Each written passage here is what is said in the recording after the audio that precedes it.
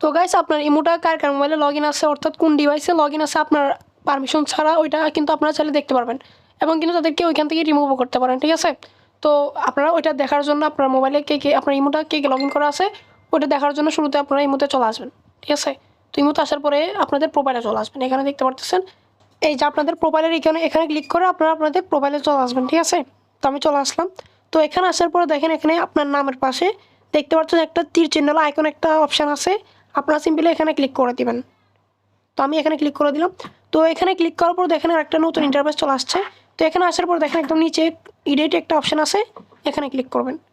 তো এখানে ক্লিক করার পরে দেখেন একদম নিচে প্রাইভেসি সেটিংস একটা অপশান আছে, প্রাইভেসি সেটিং আপনারা দেখতে পারতেছেন, এখানে ক্লিক করে দিবেন।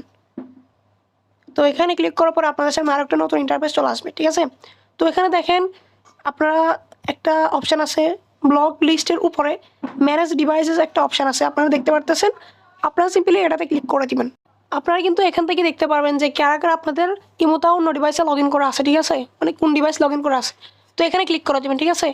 তো এখানে ক্লিক করার পরে দেখেন এখানে আমার যে মোবাইলে লগইন আছে অর্থাৎ আমার নিজের মোবাইলে লগইন আছে, কিন্তু এটা জাস্ট রেডমি নোট 8 Xiaomi অর্থাৎ এটা আমার মোবাইলে লগইন আছে, এটা আমার মোবাইল, ঠিক আছে। অর্থাৎ আমার এই ইমোটা কিন্তু অন্যরা লগইন করে নাই।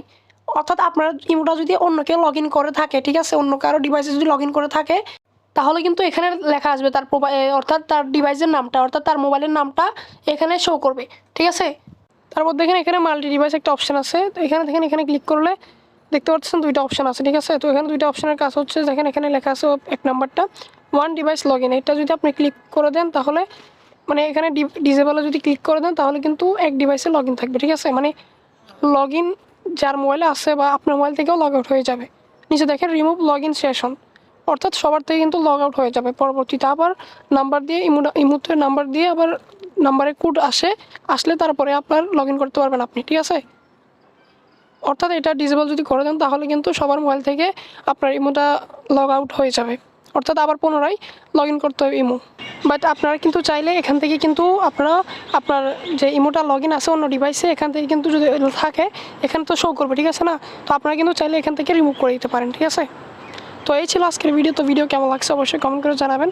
আর আমাদের চ্যানেলে যদি নতুন হন তাহলে অবশ্যই চ্যানেলটি সাবস্ক্রাইব করে পাশে থাকা বেল আইকনটি অন করে দেবেন, যাতে এরকম নতুন নতুন ভিডিও আপনার সামনে সবার আগে চলে আসে।